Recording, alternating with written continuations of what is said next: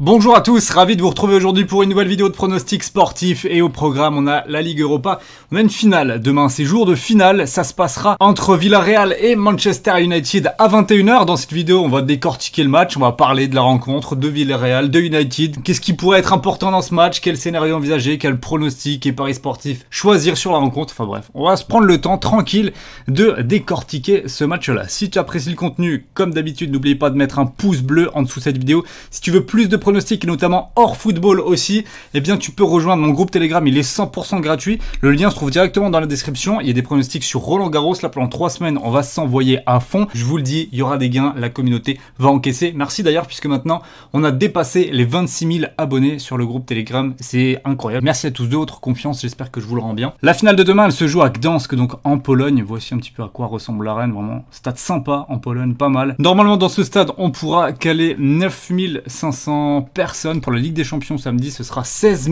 500 dans le stade de Porto, mais on sera à peu près à 10 000, je crois, demain pour l'Europa League. Bon, c'est déjà pas mal. Quels sont les codes donc pour cette finale? Villarreal à 4,55, 3,50 pour le nul, 1,87 pour United, les victoires finales à 2,75, 1,42. En termes de nombre de buts, on a quand même un plus d'un 5 buts qui a 1,28, le plus de 5 à quasiment 1,4. Le plus de 5 à quasiment 1,90, c'est assez élevé. En termes de buteurs, évidemment, on a Gérard Moreno en tête du côté Villarreal qui est quand même coté à 2,71. Sinon, c'est du 4 minimum pour Bacca, pour Alcacer. C'est vraiment des cotes très très hautes. C'est haut aussi pour Manchester United, mine de rien, 2,52 pour Cavani qui est le mieux coté. Ensuite, on a du Fernandez, du Martial qui ne sera pas là, je crois. Rashford 3,25, Greenwood 3,58, Pogba à 4,90. Il y a des possibilités, il y a clairement des possibilités à envisager. On va un petit peu regarder si c'est logique ou pas déjà ces cotes. Moi à première vue je trouve que Villarreal est un petit peu sous-coté puisque ils ont tout à fait leur chance de remporter le trophée. Et je dis pas que c'est du 50-50 puisque si on regarde quand même le groupe et l'équipe de Manchester United, elle est vraiment impressionnante et elle est largement capable de remporter haut la main ce match là. Pour autant Villarreal, ça me semble costaud, ça me semble solide et ça me semble surtout avoir des arguments pour aller marquer des buts à Manchester United. On va regarder un petit peu les deux compositions probables de demain et c'est du sérieux de chaque côté. Rouli dans les buts côté Villarreal, Pedraza, Torres, Albiol, Gaspar, Trigueros, un milieu de terrain, Capu qui était super bon contre le Real, j'ai trouvé le week-end dernier, Parero évidemment, Moïse Gomez et devant Moreno, Bacca, pas sûr, je pense pas sûr puisque c'est quand même Alcacer qui est à 6 buts, une passe décisive en Ligue Europa, il est très chaud Alcacer, donc plutôt peut-être un duo Moreno-Alcacer, Bacca, j'ai un petit doute. De l'autre côté, ça devrait pas changer, Cavani, Fernandez, Pogba, Rashford, Fred McTominay, Lindelof, Tuanzebe, Shaw et Wan-Bissaka. Donc Maguire serait incertain et c'est Tuanzebe qui prendrait la place. Attention, ça c'est quand même quelque chose à prendre en compte. C'est dommage je trouve d'avoir Pogba sur le côté gauche, c'est pas l'équipe la plus percutante de Manchester United qu'on pourrait avoir. Je le préfère largement au milieu et avoir un joueur type Martial ou Greenwood sur un côté. Je suis un petit peu déçu de voir Greenwood sur le banc dans cette composition probable, sachant que c'est peut-être l'homme le plus en forme en ce moment du côté de Manchester United. Elle a été très chaud ces dernières semaines, un peu moins lors des 2 derniers matchs, mais bon, ouais, il y avait plus trop d'enjeux. D'ailleurs, on va regarder un petit peu les résultats des deux formations dans cette fin de saison. T'es pas fou du côté United, bon, ils étaient sûrs quasiment de terminer 2e du championnat, il y avait plus trop d'enjeux. Il y a eu une défaite 2-1 contre Leicester, une défaite 4-2 quand même, ils en ont pris 4 contre Liverpool, c'est pas anodin. Un match nul très décevant face à Fulham, un partout, alors que durant la première période, ils auraient dû leur en mettre au moins 2-3. Et enfin, une victoire pour terminer la saison avec une équipe complètement B contre Wolverhampton, 2-1. Donc pas trop d'enseignements. Si on s'en tient à la saison globale de Manchester United, elle est bonne, elle est vraiment intéressante.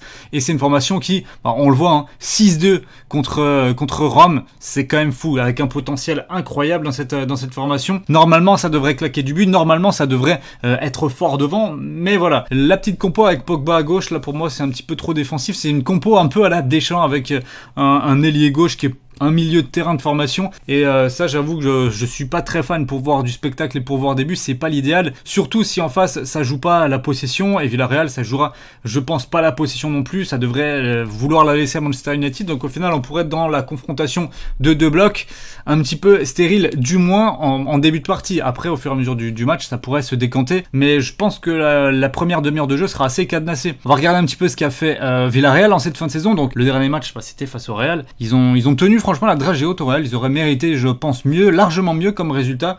Au final, ils perdent 2-1. Juste avant, ils avaient gagné 4-0 contre Séville, 2-0 contre Valladolid. Ils en avaient aussi pris 4 contre le Celta Vigo. C'est une équipe qui est capable de tout, du meilleur comme du pire. Ils avaient gagné 2-1 au match aller face à Arsenal et c'est ce qui leur avait offert la qualification, sachant qu'au retour, ils avaient tenu, bon, un petit peu miraculeusement, mais ils avaient tenu le match nul 0-0. On va regarder un petit peu aussi les derniers scores des finales d'Europa League et c'est vraiment intéressant parce qu'on a quand même du but. Bon, la saison dernière, c'était en Final 8 comme la Ligue des Champions et Séville s'était imposé 3-2 face à l'Inter Milan. Il y a 2 ans, Chelsea s'est imposé 4-1 contre Arsenal et il y a 3 ans, l'Atlético 3-0 contre Marseille. Manchester United l'avait gagné en 2017 face à l'Ajax Amsterdam 2-0 et ensuite il y a eu le fameux triplé d'Unai Emery.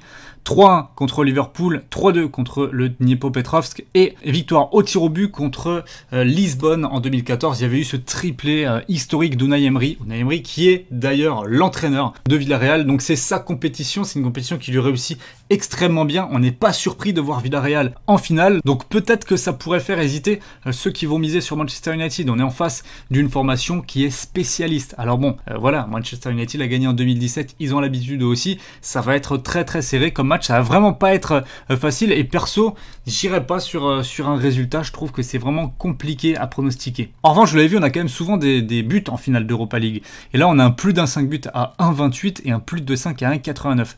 Alors c'est peut-être un peu audacieux le plus de 2,5 buts, mais au moins le plus d'un 5 buts à 1,28 pour moi, il est intéressant. Je vous ai dit qu'on aurait peut-être une finale assez cadenassée en première période et par la suite ça devrait se débrider. Dans cette optique là, moi ce que je choisirais, ce serait en première mi-temps un match nul côté 1,94 et je pense qu'il y a un pronostic intéressant à jouer en deuxième période. C'est le plus d'1,5 but qui est coté à 2,03.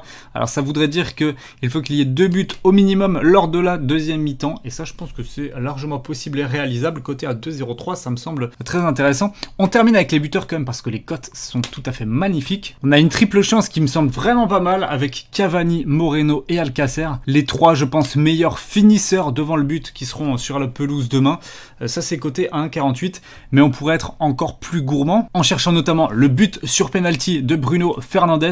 Ça, c'est coté à 4,75. Et ça nous donne une sélection de pronostics avec différentes cotes allant de 1,48 à 4,75 qui va donc sur le résultat. Donc à la mi-temps, le match nul. Le nombre de buts, plus d'un 5 buts en seconde période côté à 2,03, une triple chance assez sécure je trouve et un petit fun buteur donc Fernandes sur penalty. Voilà à peu près mon raisonnement sur ce match entre Villarreal et Manchester United. Dites-moi dans les commentaires si vous partagez cet avis, si vous trouvez que la vidéo a été constructive ou pas par rapport à la rencontre. Si vous voulez miser sur ces pronostics, eh bien n'hésitez pas, vous pouvez le faire avec le partenaire de la chaîne qui est BetClick. Vous vous inscrivez si vous êtes majeur évidemment et avec le code promo LTP vous avez votre premier pari qui est remboursé jusqu'à 100 € s'il est perdant. Donc pas de risque sur la première mise. Si vous perdez, vous êtes remboursé immédiatement en free bet directement sur votre compte. Le lien pour s'inscrire sur BetClick, il est dans la description. Vous avez juste à cliquer dessus, à remplir rapidement vos infos et à placer votre mise sur le match de demain Villarreal Man United. Voilà, merci à tous d'avoir regardé cette vidéo et nous on se dit à très vite pour du nouveau contenu, toujours sur le foot et les pronos.